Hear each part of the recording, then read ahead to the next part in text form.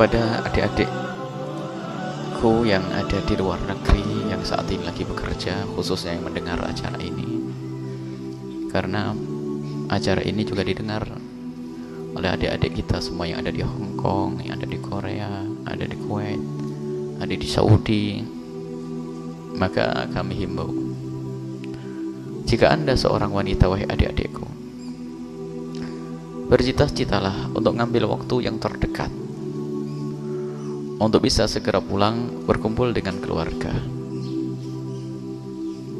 Dan Anda harus bersyukur kalau ternyata di saat Anda berada di luar negeri sekalipun Anda masih berhubungan dengan dakwah yang semacam ini. Seperti adik-adik kita yang ada di Hong Kong dan seterusnya. Bahkan kita dalam waktu dekat juga akan ke sana. Mereka juga rindu pengajian. Akan tapi ketahuilah, anak-anak di rumahmu lebih butuh kepada sentuhan tanganmu. Kehormatan dan kemuliaanmu pun harus kalian perhatikan. Jangan sampai mengejar dunia tapi terhinakan. Ini harus jadi bahan renungan setiap saat untuk adik-adikku yang ada di mana, di luar negeri sana, yang jauh dari orang tua. Kehormatanmu, kemuliaanmu, ketahuilah kebahagiaan yang sesungguhnya adalah di surga nanti. Dan insya Allah kalau kalian dengar ini semuanya, kalau kalian dengar karena Allah, Allah akan buka rezeki di negerimu, bersama keluargamu, bersama suamimu, bersama bapakmu, rezeki yang penuh keberkahan. Karena kalian pulang karena Allah Subhanahu wa ta'ala. Jangan jauh dari orang tua, jangan jauh dari suami, fitnah. Belum lagi, sadarkah kalian anak yang kalian tinggal? Ada sebuah informasi seorang ibu meninggalkan anaknya, dan memang ibu ini baik, sehingga anaknya di rumah hanya bersama dengan neneknya saja yang sudah sepuh, yang kadang dibentak oleh cucunya pun tidak bisa berbuat apa-apa. Sang cucu diberi terus uang dan uang dan uang.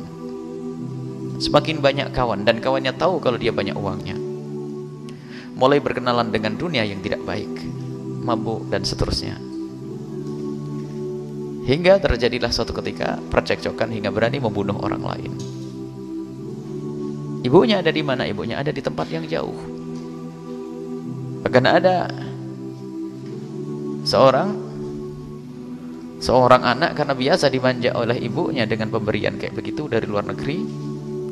Giliran bapaknya dan ibunya atau ibunya pulang, kan pengaturan ekonominya kan semakin, kalau dulu kan hanya diberi karena mungkin faktor kangen, faktor sayang, faktor rasa meninggalkan anak, jadi duit diberel-berel begitu saja.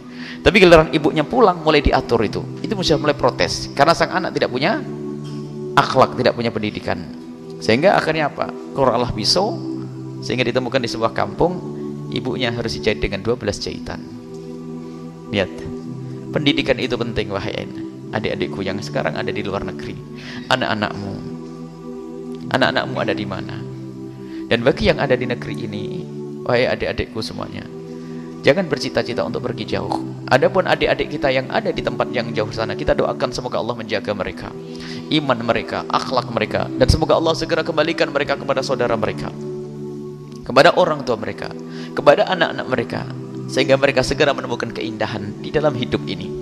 Dan semoga Allah memberikan kecukupan di negeri ini. Dan ketahuilah, rezeki itu sudah ada jatahnya. Kalau jatahmu 1 juta ya 1 juta, jatahmu 10 juta 10 juta. Baik, kalau tidak ada jatah, biarpun kau ambil di mana tetap tidak ada jatahnya. Orang menganggap jatahnya semakin banyak di negeri orang. Oh enggak, kalau jatahmu 1 juta, di negeri orang dapat 10 juta, jatahnya 1 juta. Tak-taunya bisa berangkat ke luar negeri dapat jatah 10 juta, naik. Oh enggak naik, tetap jatahmu 1 juta. Kenapa? Dikirim ke anak pun enggak jadi apa-apa, dipakai untuk mabuk seterusnya.